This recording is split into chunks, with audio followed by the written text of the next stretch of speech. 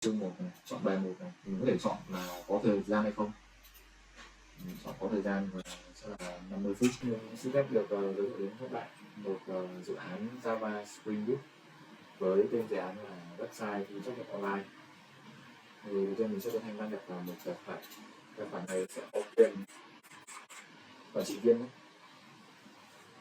Thì khi đăng nhập vào tài khoản thì bạn thấy đây là phần nội dung của phần học của người quản trị. Thì câu chuyện mà bọn mình sử dụng đây thì được viết hoàn toàn trên Teamlit, chứ không sử dụng framework nào của frontend như React hay là Angular này nhé. Nhưng mà khá là hoàn hảo nhất là các bạn thấy đây là phần quản lý người dùng này. Mình có thể quản lý được người dùng hiện tại đây.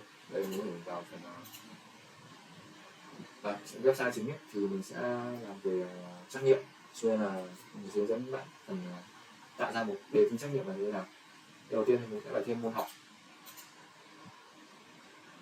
Môn học thì đây mình đang định thêm môn lịch sử. Thêm môn lịch sử vào đấy.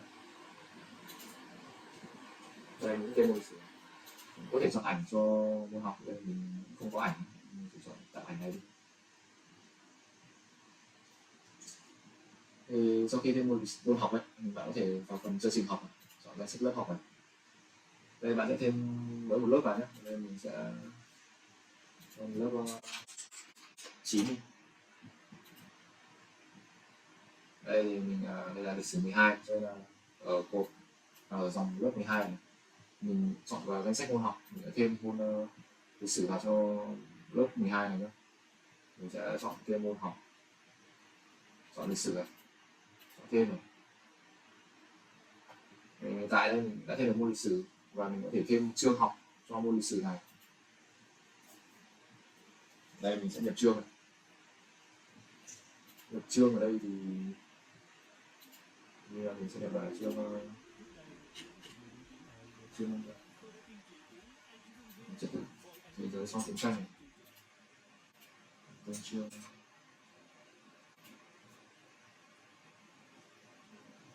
đây mình có thể chọn vào phần danh sách bài học này để thêm các bài học cho nó.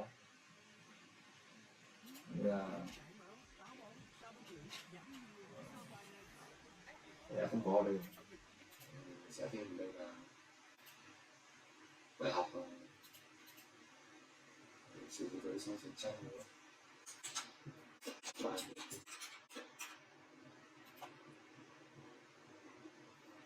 Đây mình đã có bài học ở đây rồi. Bây giờ mình sẽ vào để tạo câu hỏi. Tạo câu hỏi thì mình chọn môn lịch sử.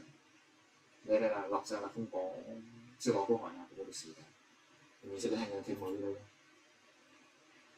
Đây mình sẽ chọn môn lịch sử, chọn lớp 12, chọn chương 1 và chọn bài 1. Câu hỏi đây thì nguyên thủ nước nào ra, mình sẽ copy luôn đáp án nhé.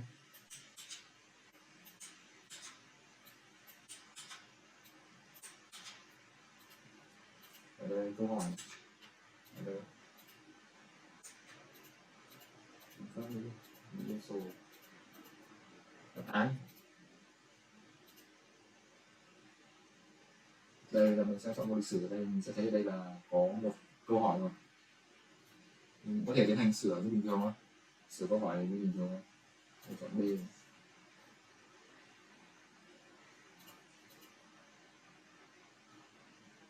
Và để tạo một đề thi, đây là môn lịch sử nữa và chưa có đề thi nào, và mình sẽ tiến hành thêm mới cho đề thi lịch sử.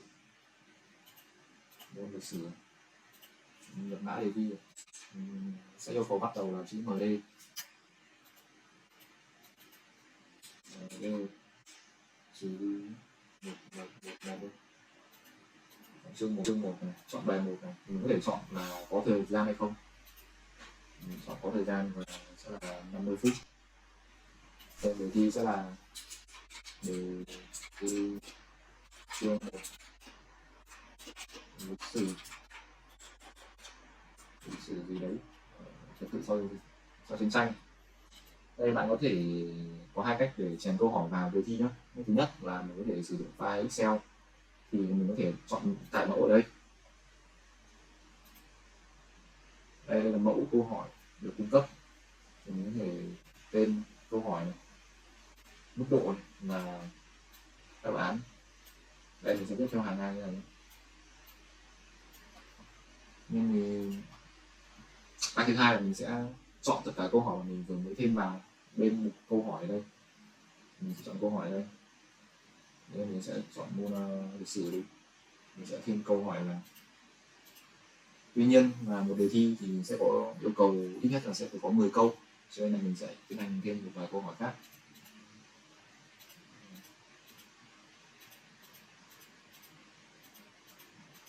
Thêm 9 câu nữa cho bằng 10 câu.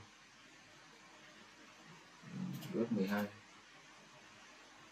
chọn lại một này, ấn thêm đề thi. Ngoài ra nó ấn thêm được đề thi chương 1 môn lịch sử cho mình có thể sửa. Có thể sửa cho bình thường không? Ngoài ra thì mình có thể bổ sung thêm phần tin tức cho trang web thêm phong phú hơn, như là thêm một tin tức nào đấy. Rồi đề thì sẽ là tin tức 28/6 chẳng hạn. Thẳng mình chọn cái này đi. Link thì mình sẽ lên YouTube để lấy tạo một cái Facebook hoàn thiện được. đây, mình lấy link này đi. Bởi vì đây mình có thể chọn link này, hoặc là một link video ở đây. Mình sẽ chọn cái video này chẳng hạn.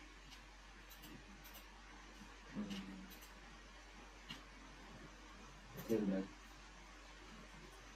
Đây mình đã có phần tin tức ở đây. Ngoài ra có thể thêm phần tài liệu. Phần tài liệu đây thì có thể bổ sung này. Tài liệu lịch sử này.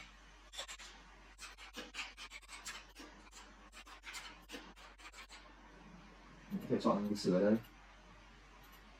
Ảnh có ảnh gì đấy, chọn link khác vào. Cái dán link thì nó phải hiện lên là youtube.com với cái này thì mới được hay sao. Mình sẽ thử lại phần tin tức một tí nhé.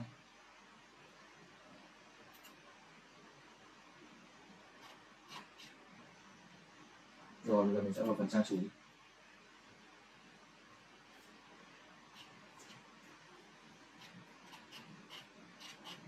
Đây là phần trang chủ của mình. Mình có thể vào phần tin tức trước đi. Tin tức mà mình vừa mới tạo đây. Không có link video ở đây. Sẽ vào phần tài liệu. Tài liệu lịch sử này. Đây là có phần video này.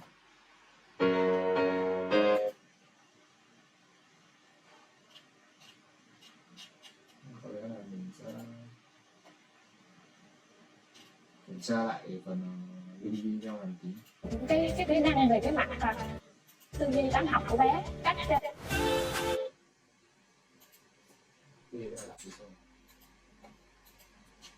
Phần quản lý, chọn tin tức này. Mình sẽ thử thêm với một cái tin tức khác nhé.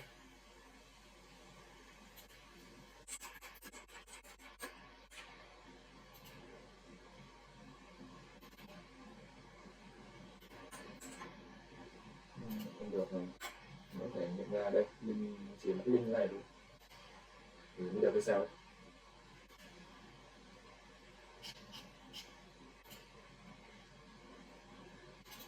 Không được. Chọn video khác đi. Với tinh dầu thường dùng trong nước hoa cao cấp. Chọn quảng cáo.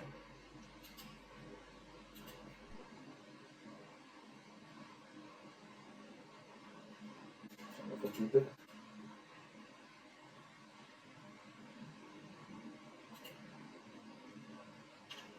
Sửa rồi sao?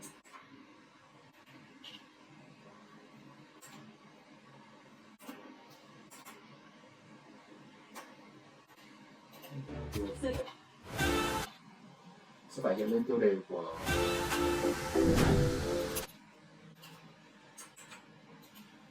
đây thì bây giờ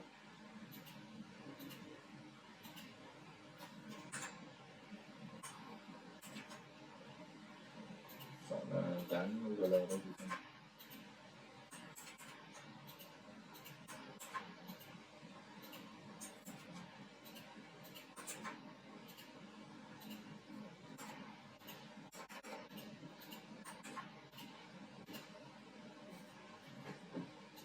phần trang chủ tài liệu tin tức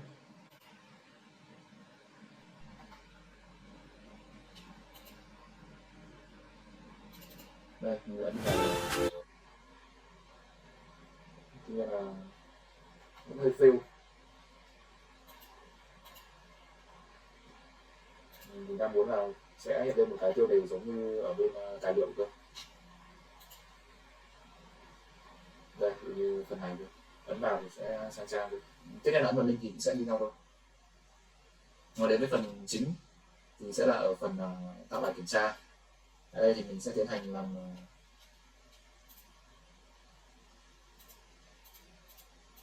đây, mình chọn 10 câu, thời gian là 4 phút này.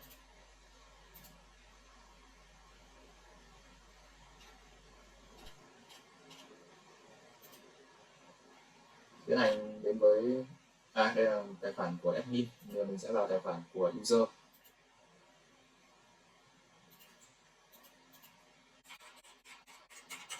Để tiến hành làm bài kiểm tra ấy. Đây mình sẽ phần lịch sử, đây chính là phần bài kiểm tra mình mới tạo. Đây sẽ một chi tiết để có thể xem được thời gian làm bài cũng như là số lượng câu hỏi. Đây bạn mình thấy được thời gian đang đếm được ở đây và có phần một bài.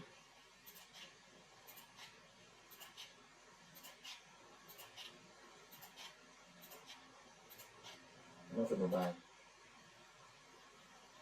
Và bài thi thì đúng 5 câu, sai 5 câu. Mình xem chủ hoặc là xem thứ hạng. Bạn xếp hạng top 10 ở đây 5 điểm. Đấy, bởi vì là đang ít người thôi. Có lẽ là chỉ đến đây thôi. Cảm ơn các bạn.